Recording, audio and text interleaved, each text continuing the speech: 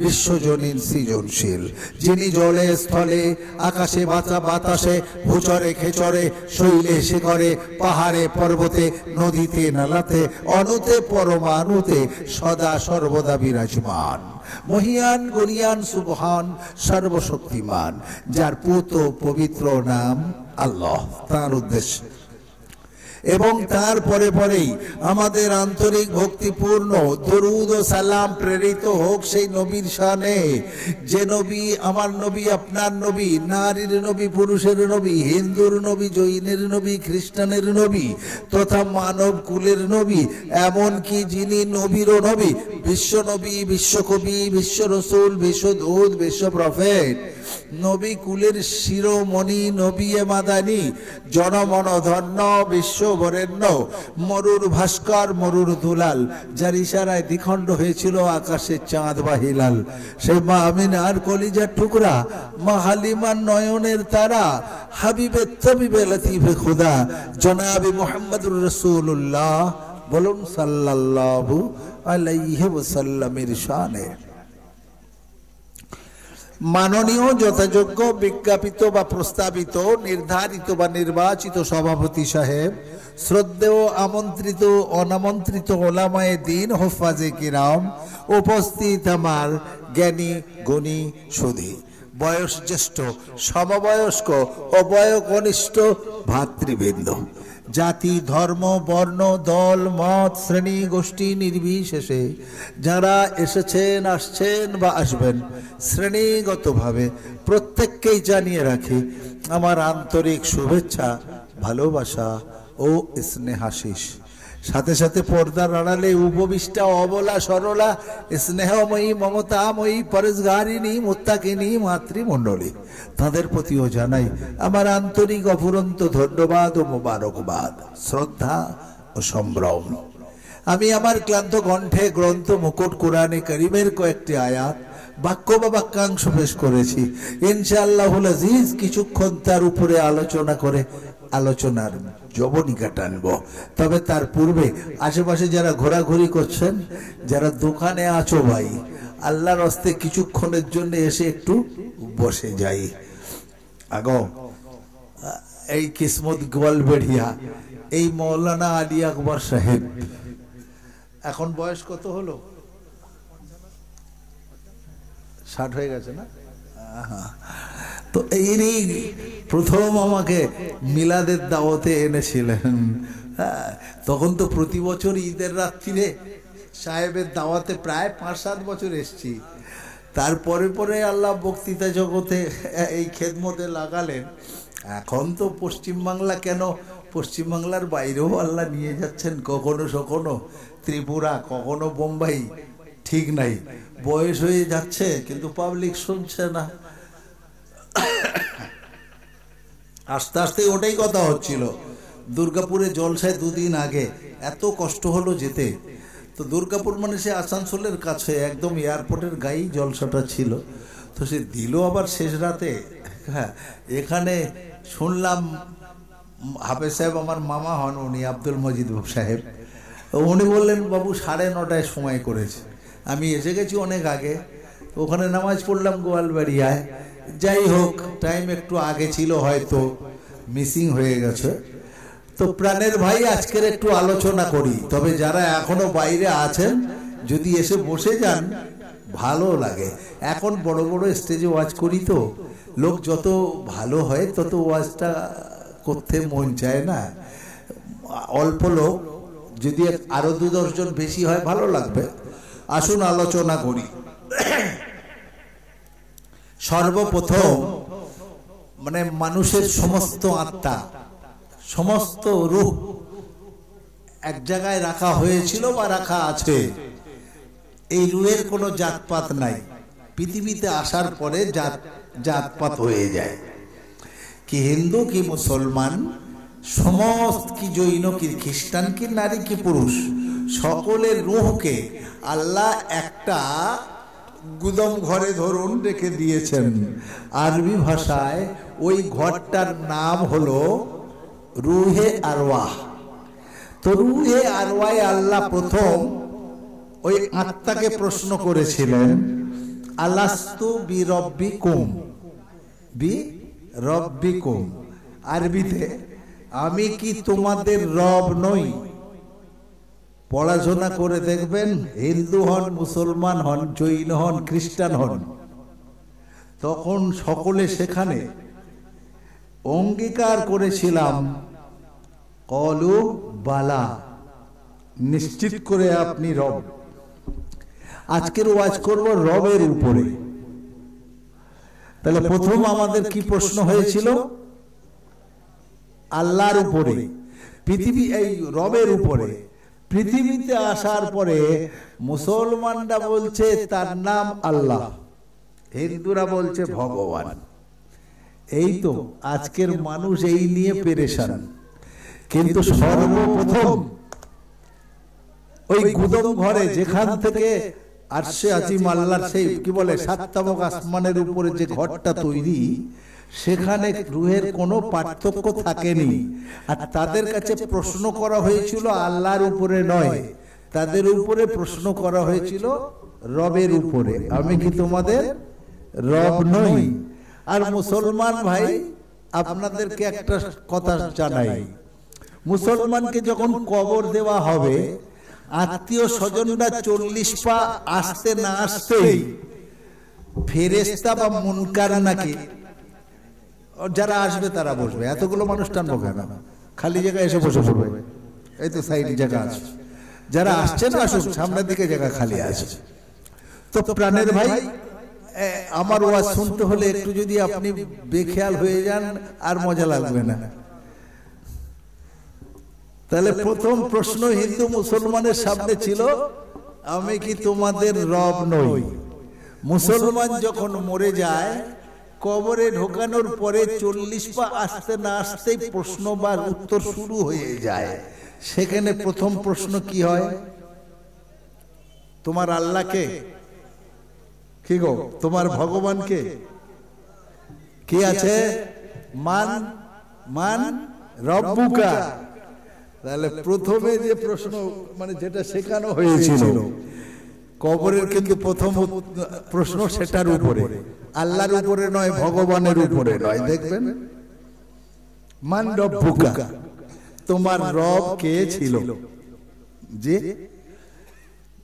মুসলমানরা বলছে আমার রব হলো আল্লাহ। ঠিক আছে, তাহলে তুমি আল্লাহকে, কোন আল্লাহকে মানছ? বলছেন নামাজে যে আল্লাহকে আমরা স্মরণ করি।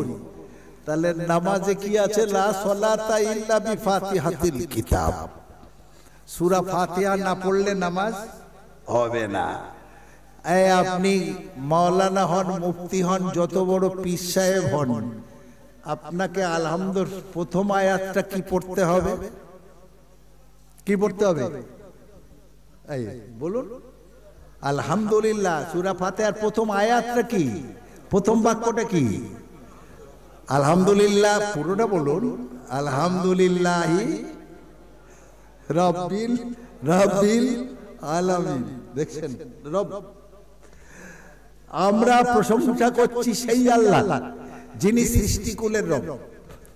রব, আচ্ছা, তবে সিজদায় যাও, এই রুকুতে যাও, গিয়ে তার কি বলছি? সুবহানা রাব্বিয়াল, সুবহানা রাব্বিয়াল আযীম। রব, ওটো সামি আল্লাহু লিমান হামিদা, রব্বানা লাকাল হামদ। সেই রব, সিজদা করো, সুবহানা রাব্বিয়াল আলা। রব। আর ইমানের সঙ্গে যদি মরতে চাও, তাহলে একটা দোয়া সকাল সন্ধ্যায় পড়ে যাও, 3 বার করে পড়তে হবে তোমার। সেটা কি দোয়াটা? এই আপনারা তাবলীগ জামাতে যান, জানতো বাবু? কেউ আমাকে বলে তাবলীগ বিরোধী, কেউ এ বলে, ও বলে, আমি অত বুঝি না। যেটা ভালো বুঝি সেটা বলি। পৃথিবীতে অনেক সংগঠন আছে মুসলিমদের, কিন্তু নামাজি তৈরি করা তাবলীগের থেকে কোনো আর ভালো সংগঠন আসেনি, নজরে আসেনি। খারাপ ভালো মন্দ প্রশ্ন করতে চাই না, কিন্তু নামাজি তৈরি করার পিছনে যে মেহনতটা করে তবলিগ জামাত, সেটা অন্য কোনো সংগঠন করে না বা পারে না। তো আপনারা জামাতে যান, একটা দোয়া শেখানো হয়, রাযীতু বিল্লাহি রাব্বান ওয়া বিল ইসলামি দীনান ওয়া বি মুহাম্মাদিন নাবিয়্যান ওয়া রাসূলা।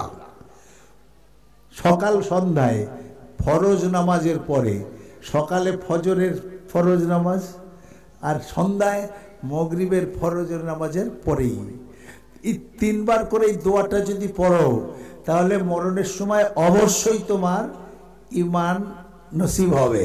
সেটা শেখানো হলো, রাযীতু বিল্লাহি রাব্বান, আমি রাজি আছি আমার রবের উপরে। বুঝতে পারছেন? রব, আচ্ছা, তাহলে রবকে বলছি আল্লাহ। কোরআনের প্রথম আয়াত, আলহামদুলিল্লাহ, আমরা প্রশংসা করছি সেই আল্লাহর যিনি রব্বুল আলামিন, অর্থাৎ সৃষ্টিকুলের রব। তাহলে শুধু মুসলমান আর হিন্দু নয়, কারণ মানুষও শুধু মানুষের রব নন, তিনি সৃষ্টিকুলের রব। অর্থাৎ কেকড়া কুচে সাপ বিচে হাতি ঘোড়া ছাগল ভেড়া যা কিছু পৃথিবীতে আছে, হ্যাঁ, এই সবার প্রতিপালক যিনি রব, রব হলেন তিনি। বাংলাতে রবের যদি ব্যাখ্যা করা যায়, সৃষ্টিকুলের, শুধু মানুষের কথা ভাববেন না, মানুষের কথা ভাবলে হিন্দু মুসলমান জৈন খ্রিস্টান নারী পুরুষ অনেক প্রশ্ন আসবে না। সৃষ্টিকুলের মধ্যে দেখবেন যার যেখানে যেটা প্রয়োজন, প্রয়োজনের আগে মিটিয়ে দেন যিনি, রব হলেন তিনি। সুবহানাল্লাহ হবে না? শুধু মানুষের নয়, ছাগল গরু হাতি ভেড়া পৃথিবীতে যা কিছু প্রাণী আছে, সবার যার যেখানে যেটা প্রয়োজন, হ্যাঁ, তার চাওয়ার আগে মেটান যিনি, রব হলেন তিনি। তাহলে এই রব থাকেন কোথায়? পরের প্রশ্ন, রব থাকেন কোথায়? কেউ বলছে রাম মন্দিরে, কেন 700 কি বলেন 700 লক্ষ কোটি টাকা দিয়ে রাম মন্দির হচ্ছে, তাহলে রব অত ভালো মনোরম বিল্ডিং ছেড়ে অন্য জায়গায় থাকবে? কেউ বলছে আমাদের কিসমত গোয়ালবেড়িয়ার মসজিদে একদম পাথর বসানো হচ্ছে, তাহলে রব ওই মসজিদেই থাকবে, তোমার ঘরে থাকবে? আচ্ছা, তাহলে বেদ পুরাণকে একটু প্রশ্ন করি, সে রব থাকে কোথায়? সমূহং সর্বভূতেষু নামে, যিনি সমগ্র জীবের মধ্যে সমানভাবে বিরাজ করেন। তাহলে রাম মন্দিরেও নেই আর বাবরি মসজিদের কথা আসেনি, সমগ্র জীবের মধ্যে থাকেন যিনি, রব হলেন তিনি। সেই রবকে নিয়ে কেন প্রশ্ন করছি আমি বা তুমি? এইখানেই আমার প্রশ্ন।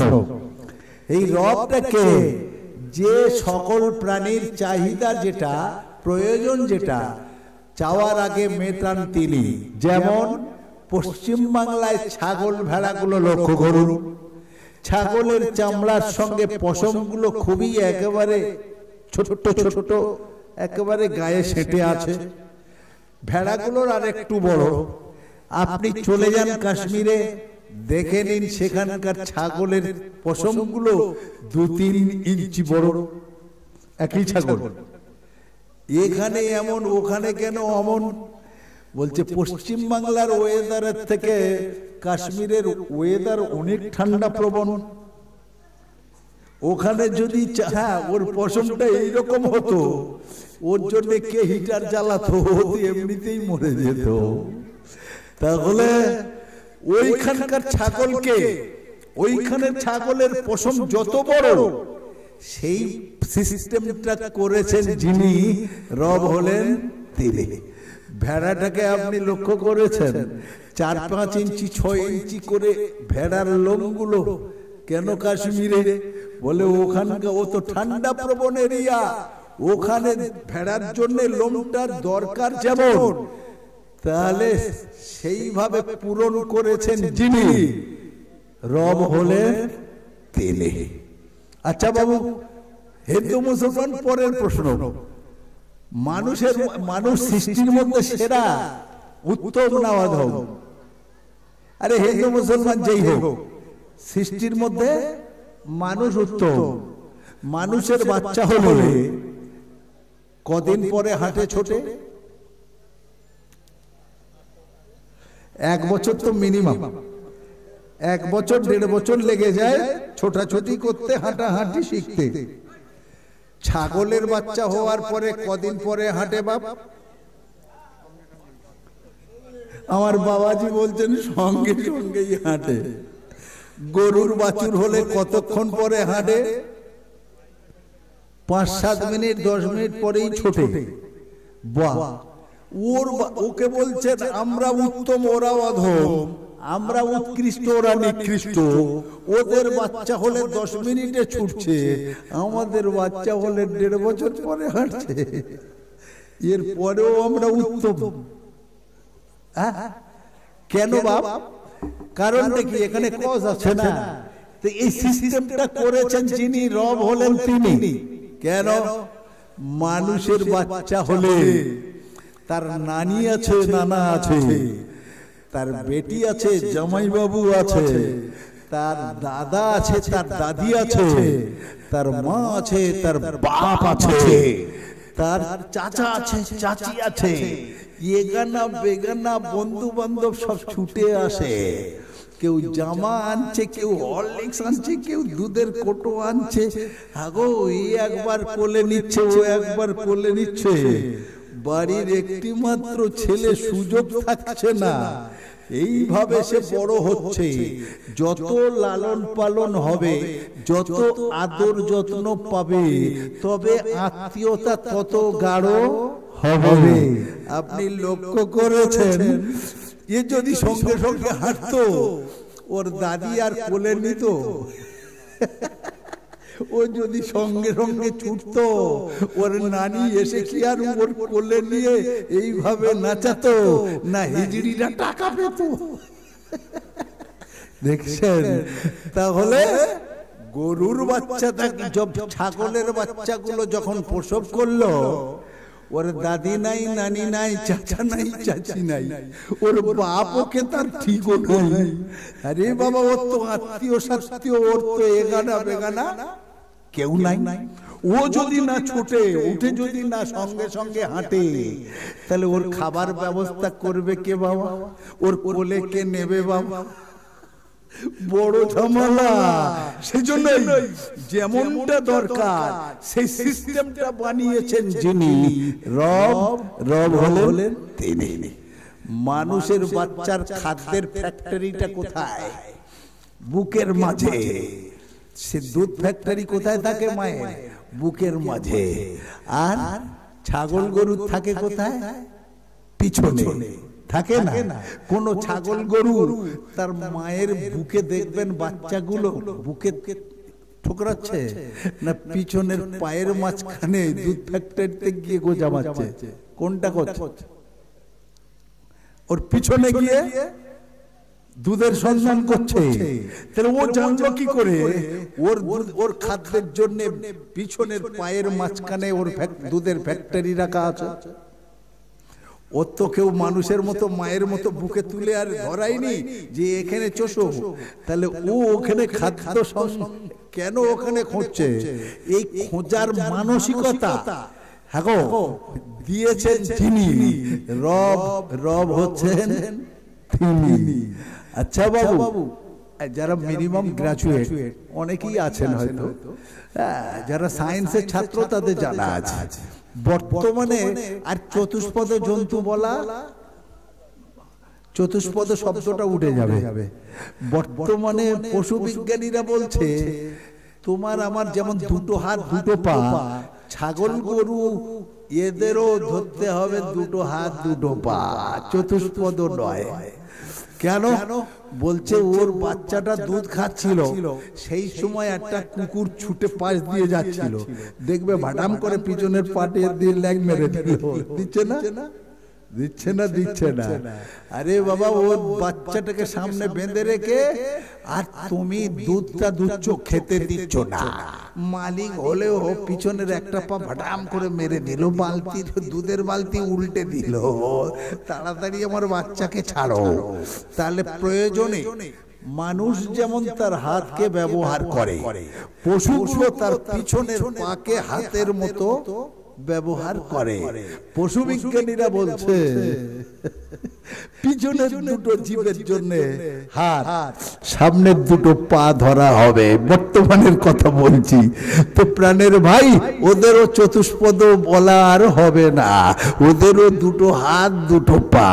ওই সিস্টেমে বানিয়েছেন যিনি, রব হলেন তিনি। এইবার আসুন প্রাণের ভাইয়েরা, খুব ভালো করে যদি আমরা খেয়াল করি তাহলে আমরা বুঝতে পারবো ওর পিছনের পায়ের মাঝখানে দুধের ফ্যাক্টরি আছে, ও ওখানে দুধ পান করে। এই সিস্টেমটাকে এইভাবে তৈরি করেছেন যিনি, রব হলেন তিনি। এখন ওই রব আমাদের ব্যবস্থা করেছেন সব। তো রব মানে বাংলাতে হয় প্রতিপালক। যিনি আমাদের লালন পালন করেন তিনি হলেন আরবি ভাষায় রব, পৃথিবীর সব।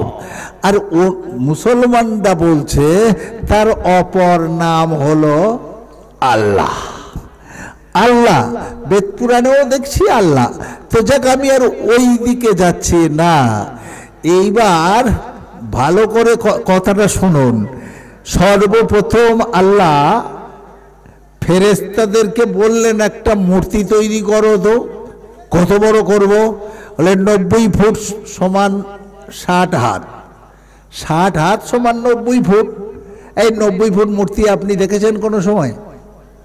আজও পর্যন্ত শুনেছেন কোন মূর্তি 90 ফুট হয়েছে?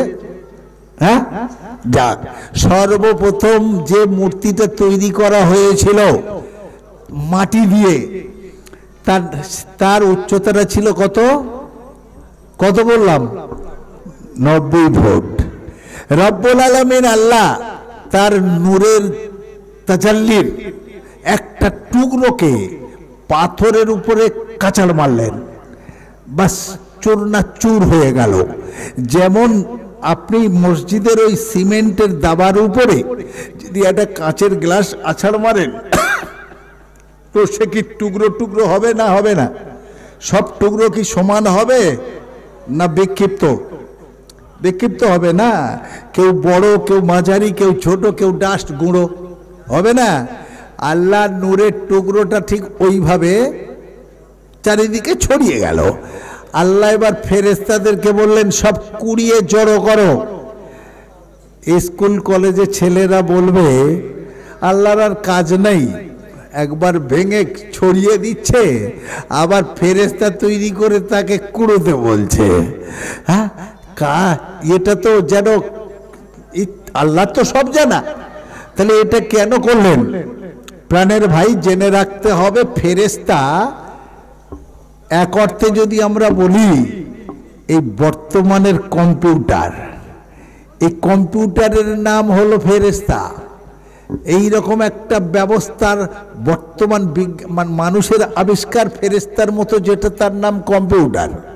যখন কম্পিউটার আবিষ্কার হয়নি, আমরা যখন ওয়াজ করছিলাম তখন পাবলিক বলতো কোরআন শরীফের পারা কত পারা, সূরা কত, 114টা। ফটাফট বলে দিচ্ছে আয়াত কত। এই যে আপনারা সবসময় জলসে শোনেন, আয়াত কত? 6666টা। এটা সঠিক না, সঠিক হলো 6234টা। যাই হোক, এটা প্রসিদ্ধ 6666টা। আর যদি বলে মাওলানা ওয়াহাব সাহেব অক্ষর কত, আমার 14 পুরুষও বলতে পারতো না, না হাদিসে এসছে আর না এর কোনো বর্ণনা এসছে। তাহলে আমরা তখন অক্ষম ছিলাম, বলতে পারছিলাম না। যেমনি কম্পিউটার আবিষ্কার হয়ে গেল, এটা কোরআন শরীফের উপরে ধরে বলছে কম্পিউটার বলে দিত অক্ষর কত, সঙ্গে সঙ্গে বলে দিল 23,23,023টার মতো। যাওয়া এক মুহূর্তে ধরলো আর বলে দিল 23,23,023টা অক্ষর। তা ফেরেশতা ওই রকম তো ব্যবস্থা। যেমনি জড়ো করা হলো, তোমার কম্পিউটার যদি বলে 23,23,023টা মুহূর্তের মধ্যে, তাহলে আল্লাহর কম্পিউটারের নাম তো ফেরেশতা। বলছে আল্লাহ এতে আছে 1,24,000। নূরের টুকরোর সংখ্যা কত বুঝে আসেনি? কত সংখ্যাটা? 1,24,000। আল্লাহ বললেন ওই যে মাটির মূর্তি তৈরি করেছিস, ওই মূর্তির কপালে সব নূরের টুকরোগুলো খোদাই করে দে, গেঁথে গেঁথে গেঁথে গেঁথে পুরোটা ভরে দে। তাই দেবাই হলো। আপনি যদি মনে করেন আমার কপালটা এই 2 ইঞ্চি কি 3 ইঞ্চি, এরকম ভাবলে তো হবে না।